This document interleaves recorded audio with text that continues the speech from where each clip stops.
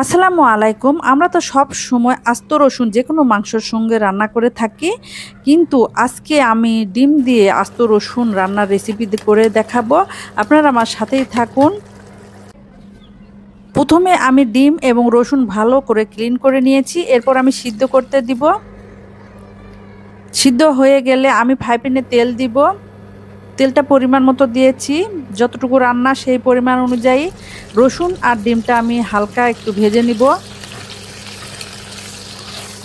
ডিমের ভুনা এবং ঝোল করতে যেভাবে ডিম ভাজা হয় ওভাবে ভাজতে হবে না, সামান্য একটু ভেজে নিলে হবে। এরপরে আমি এখানে দিব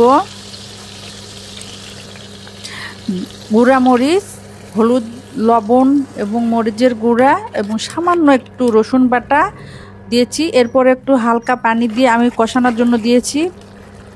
যেহেতু ডিম ও রসুন আগের সিদ্ধ ছিল, সেহেতু রান্না করতে একদমই সময় লাগবে না। এভাবে একবার তৈরি করে খেয়ে দেখবেন, এটা কিন্তু টেস্টি একটা খাবার। ডিম ও রসুনের রেসিপি আপনাদের কাছে কেমন লেগেছে কমেন্টে জানাবেন।